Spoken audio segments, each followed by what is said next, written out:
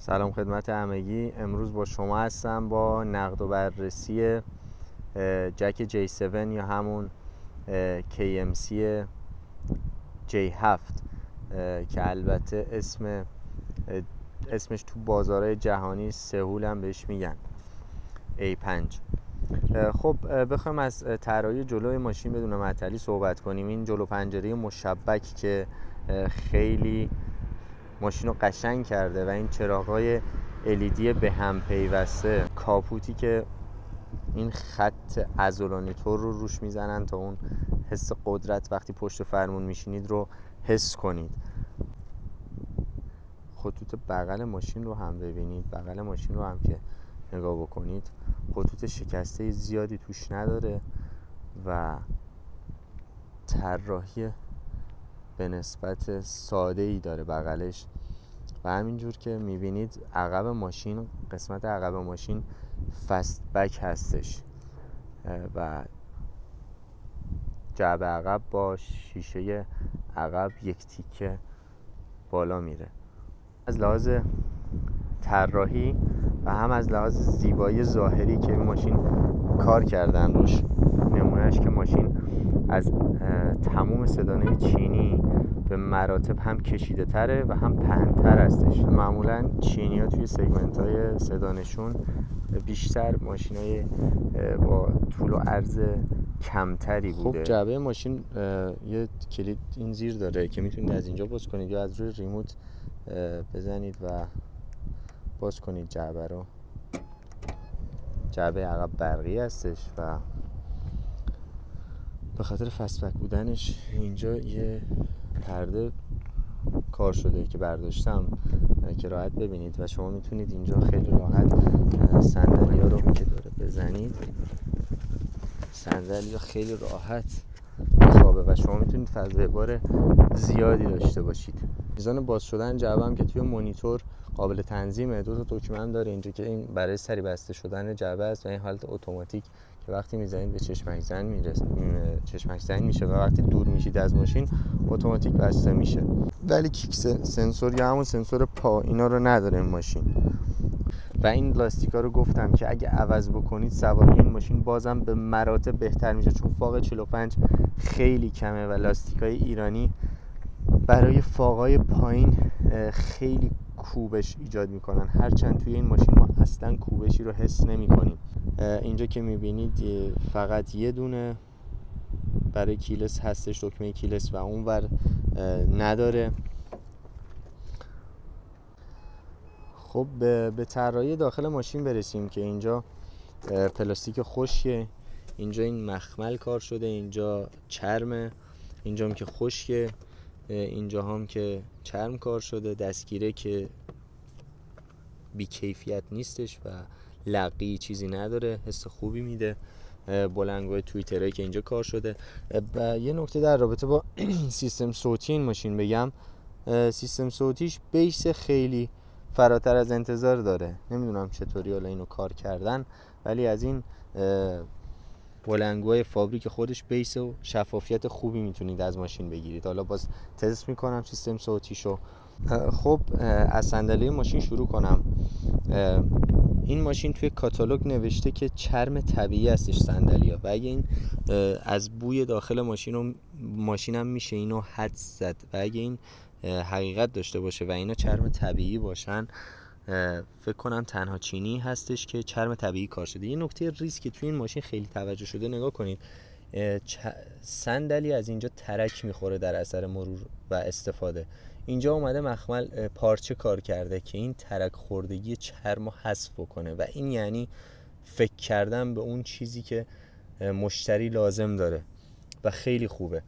مثلا ولی توی صندلی خیلی کم کاری شده. حالا فقط جلو عقب صندلی و بالا پایین کردنش داره برقی دستیه. صندلی شاگرد که کلن دستیه. اینجام که دکمه های تنظیم آینه، نور جلو، تنظیم ارتفاع نور جلو، ESP و دکمه صندوق عقب رو اینجا میبینید. اینجام که دوباره چرم کار شده، اینجام که چرمه و نرمه. قبلا اینجا هم پارچه بود که دوباره به چرم تبدیل شده این قسمت هم. یه چند تا نکته رو فراموش کردم بهتون بگم در رابطه با فضای پای این ماشین چون طول خیلی خوبی داره، اینجا که برای خودتون با قد 1.80 تنظیم کنید فضای پا رو، پشتم راحت، خیلی راحت، بدون اینکه الان من با قد 1.80 تقریبا این قدر هم با صندلی جلو فاصله دارم و خیلی راحته. اینجا 2 تا پورت USB، یکیش تایپ C فکر کنم، نه هر دوش USB و خروجی خیلی خوبی هم داره، 2.4 آمپره، یعنی فست شارژه. داخل ماشین هم همونطور که میبینید یه مانیتور به اصطلاح تسلایی کار شده که حالا گفتن این ماشین دو گرمه و این فرمون جدیده به اصطلاح ماشین، ولی اپل کارپلیش باز کار نمیکنه و گرم کنه صندلی شاگرد هم غیر فعال هستش، میاره ولی فعال نمیشه و نمیدونم چجوری این، حالا ماشین خاموشه که روشنش کنم، گرم کنه اینور فعال میشه ولی گرم کنه شاگرد اصلا هیچ واکنشی نشون نمیده. کل سیستم مالتی میدیا و کلایمت کنترل هم اینجا هستش و میتونید از اینجا کنترل کنید و با این دکمه خاموش روشن همین کلایمت کنترل هستش که از اینجا قابل دستکاری، این هم که مال بخار شیشه جلو هستش، جفت راهنما و بخار. مثلا این نکته رو ببینید شما، اینجا زده بخار شیشه عقب و اینجا یه دونه کوچیک‌تر هم زده. این به چه معناست؟ این مال آینه هاست، آینه ها گرم کنه آینه ها از اینجا فعال میشه. خب و از آپشن‌های این ماشین بخوام بگم، سیستم امبینسی که داره اینجا میتونید نور داشبورد رو از اینجا تنظیم کنید که چه رنگی داشته باشه و ثابت باشه. الان روی حالت ثابت میذارم استاتیک که الان رو حالت استاتیکه، رو حالت موزیک ریتم داره و یه حالت بریثینگ یا همون تنفس. رنگ بندیاش که از اینجا قابل تغییره و شما میتونید یه تم بهش بدید که رنگ بندی ها رو تغییر بده توی 2 رنگ. و یه نکته منفی که داره، نمیتونید شما رنگ بندی های این ماشین رو بذارید رو حالت همه رنگ، باید حتما روی 2 رنگ بذارید، یا یک رنگ را نهایتا 2 رنگ. و آپشن خاص دیگه اندروید اوتو و اپل کارپلی و یه سیستم اینجام که برای تنظیمات دوربین 360 رو هم اینجا داریم که کیفیت خوبی داره، کیفیت بدی نداره. کیفیت بغلا که افتضاحه ولی جلو و عقب کیفیت خوبی دارن. و تایر پرشر رو اینجا داریم، فشار باد لاستیک. ویکل سیتینگ هم که چیز خاصی نداره، مال ریموت هستش که آینه ها رو باش جمع کنه یا نه، پاور ویندوز فعال بشه یا نه، ساوند اند لایت که بوق بکشه وقتی ماشین رو خاموش میکنید یا نه، چراغا همینطور، دیلی چراغا رو میتونید تنظیم کنید. اینجا که حالتهای فرمون رو میتونید، من روی کامفورت گذاشتم که فرمون نرم باشه. و خب به سقف این ماشین آینه فوتوکرومیک رو نداریم چون به شدت شیشه کوچیکی داره و اصلا نوری نیست که شما رو اذیت بکنه. اینجا هم که جا عینکی رو داریم.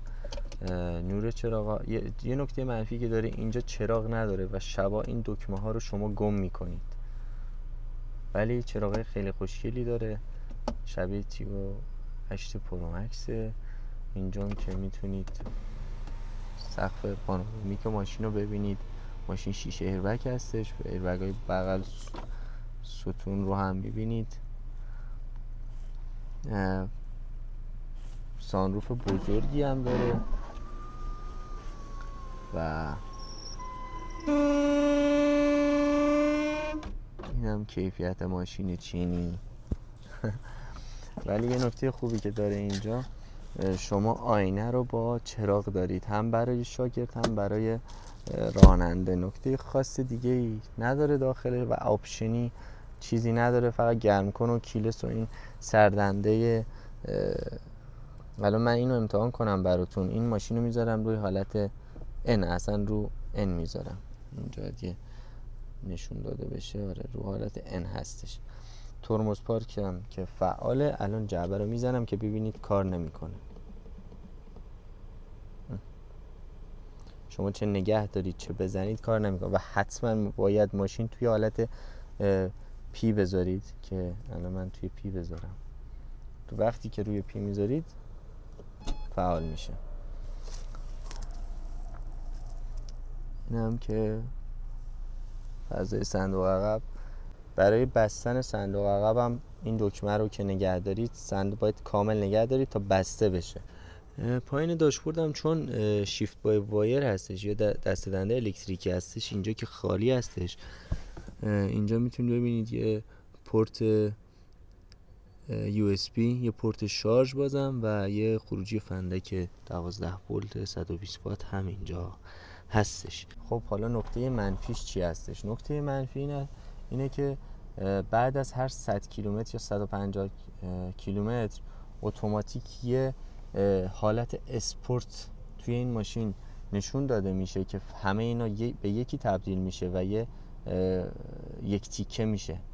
خیلی قشنگه و شبیه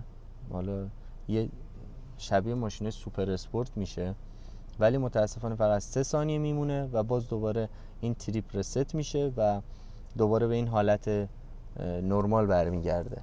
یه نکته بعدی که داره تعویض آهنگ ها روی فرمون نیستش و شما حتما باید توی مونیتور این کار رو انجام بدید و اذیت کننده هستش وقتی پشت فرمون هسته.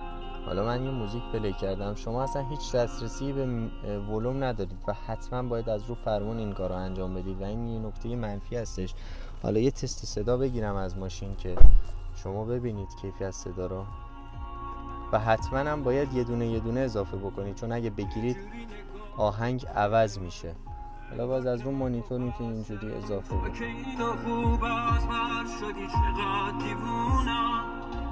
چجوری تونستی بد بشی، بری نباشی رد بشی، کارت همیشه بندازی ترسو بدونم، تو که همه جا به همه میگی مال من دیوونه ای، چرا تو جنگی اصلا دیوونگی همه این زندگی. رابطه با شارژ وایرلس این ماشین الان اینجوری اصلا عمل نمیکنه و انگاری که اصلا شارژ وایرلسی وجود نداره. عملا هیچ عملی انجام نمیده و شما حتما باید این محافظ رو بردارید و اینجا وقتی گوشیتون رو میذارید شارژ انجام میشه و اینجا یه علامت شارژ گوشه این صفحه میاد. داشبوردم مثل تیرو 8 پرو مکس باز چراغ نداره. حالا توی عقب جلو کردن ماشین دوربین جلو خیلی کمک میکنه، چون توی این ماشین خیلی لازمه. شما اصلا دیدی ندارید نسبت به جلو و تنها چیزی که میتونه کمکتون بکنه این هستش که چقدر فاصله دارید با مانع جلو، که اگه سنسورم داشت خیلی بهتر میشد. و توی دنده عقبم که دوربین جلو عقبش کیفیت خوبی داره، خیلی کیفیت خوبی داره، یعنی قابل قبول هستش و بی کیفیت نیست، هم جلو هم عقب، ولی بغلا افتضاحه. اینها جمشو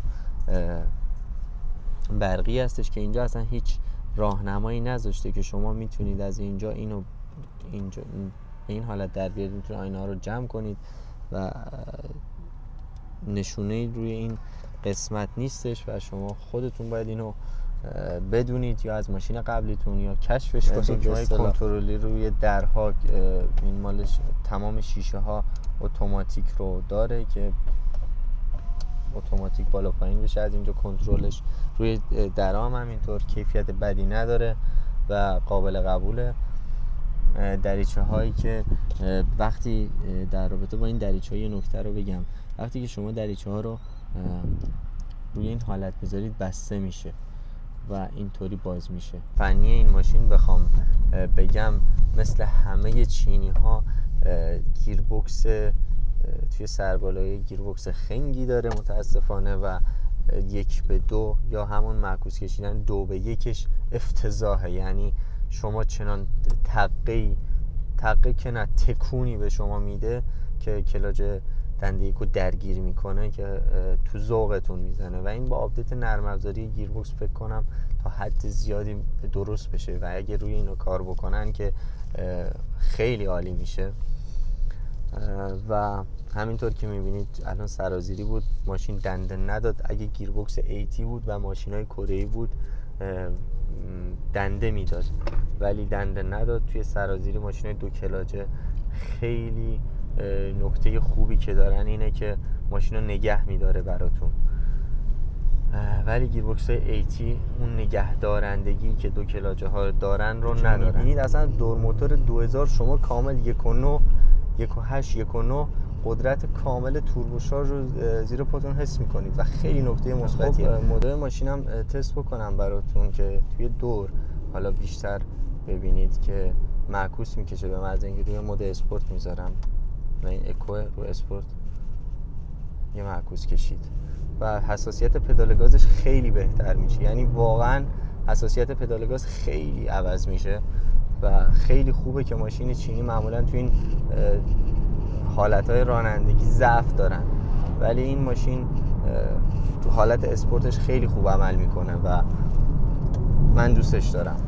این ماشین از نظر آپشنی به نظر من کروز کنترل تطبیقی رو کم داره، فقط رادار نقطه کورینا یه چیزای الکی و فانتزیه که فقط، ولی رادار جلو خیلی خوبه برای ترمز اضطراری و کروز کنترل هوشمند و اگه داشتین ماشین واقعا به نظر من دیگه آپشنی لازم نداشت. حتی با این صندلی دستی یه جنبندی بخوام بکنم از این ماشین، سواری نرم اگه میخواید، موتور گیربکس خوب و سازگار، واقعا موتورش خیلی سازگاری داره با بنزین و اصلا ناک نمیزنه و این خیلی نکته خوبیه. حالا یه جنبندی بخوام بکنم، اگه یه سواری نرم و برای و البته جای پای عقب و صندلی عقب رو من بگیرم براتون، اگه یه سواری نرم، یه ماشین خانوادگی و راحت میخواید، چه برای داخل شهر چه برای خارج شهر،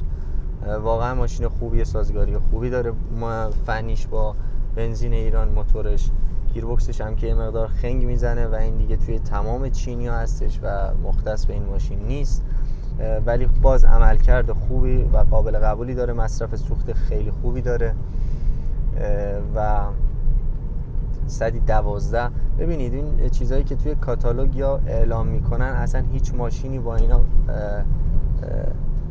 هیچ کدومش توی واقعیت اینا نیست.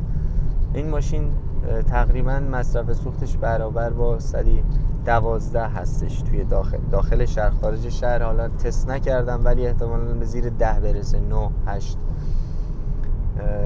و اگه که توی ترافیک هم باشید مصرف به 113 هم میرسه. دکمه‌های روی فرمونم که این مال کنترل تریپ و مصرف سوخت و الان خودش ببینیم مصرف سوخت رو چقدر زده، 113 و نیم، ولی فکر کنم یکم کمتر از اون باشه چون بر اساس باکی که میزنم و مسافتی که طی میکنم حساب کردم مصرف ماشین رو همون 111 الی 12 هستش داخل شهر. خب میخوام 0 تا 100 رو بگیرم که ماشین رو حالت اسپورت بذارم و ESP هم از اینجا خاموش کنم، ماشین رو دی بذارم و بدون اینکه لانچ کنم استارت کنم.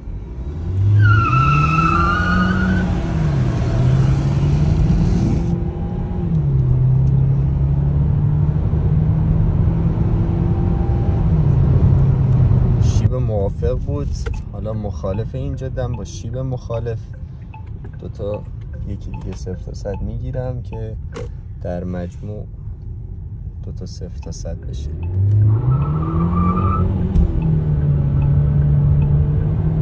تا دنده 2 هم که باز هرزگردی کرد ماشین و متاسفانه جلو راه ماشین. خب از 10 تا یا 7 تا گازو تخته کنم.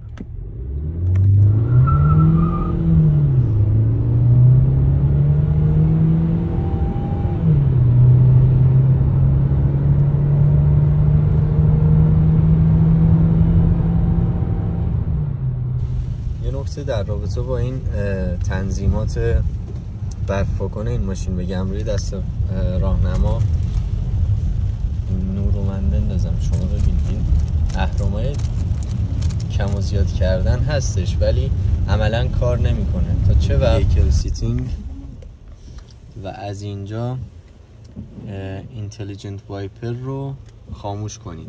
وقتی که رو آف بذارید دیگه سنسور بارون قطع میشه و از اینجا شما هر تنظیماتی که دلتون بخواد میتونید اعمال کنید، وگرنه غیر از اون این عملا هیچ کاربردی نداره. در رابطه با حالت اسپورت این ماشین یه نکته بخوام بگم. الان رو حالت نرمال هستش. یه بار که این دکمه رو فشار بدید حالت اکو فعال میشه و یه بار دیگه که بزنید وقتی که حالت اسپورت فعال بشه اینجا لیور دست دنده چراغش از رو دی میاد رو حالت منوال. حالا من میزنم ببین الان حالت نرماله. یه بار که بزنم اکوه. یه بار دیگه ببینید اتوماتیک میره رو حالت منوال ماشین. در مورد هندلینگ ترمزای ماشین و در برگیرندگی صندلی‌ها و راحتیشون بخوام حرف بزنم، راحتی صندلی‌ها که فوم صندلی‌ها به اصطلاح خیلی نرم نیست و نشمنگاه اسپورت مانندی داره ولی خب راحته و در برگیرندگی خوبی داره. ترمزای ماشین قابل قبول هستش ولی بازم مثل همه جکا وقتی که ترمز شدید میزنید یه مقدار عقبش تغییر وضعیت داره، یعنی عقبش در میره تو ترمزهای شدید که دوباره حالا خودش جمع میکنه ولی خب این اگه این حس تعادل توش بود که خیلی بهتر بود. خب تنها نقطه ضعفایی که این ماشین میتونم ازش بگیرم نداشتن چراغ داشبورد هستش و رادار جلو که اینا آپشنی بیشتر میشه. از لحاظ طراحی هم فقط شیشه عقب که اصلا هیچ دیدی شما نسبت به عقب ندارید و این چیزی هم که دست مشتری میدن حداقل میگن که گرم کنه صندلی شاگرد اضافه شده، اپل کار پلی اضافه شده. شما سخت افزاری که گرم کن و نصب میکنید حداقل نرم افزاریش هم اینجا درست کنید که مردم دوباره یه بار دیگه اضافه کاری نشه من بیام نمایندگی اینو فعال کنم دوباره برنامه بهش بدید یا هر چیزی این داستانا. کیفیت متریال خوبه، سیستم صوتیش خوبه، جز انتخابای جدی توی اون رده قیمتی باشه چون شرایط فروشیش به اصطلاح بعضی وقتا قسطی میشه و توی رده قیمتی خودش خیلی خوبه.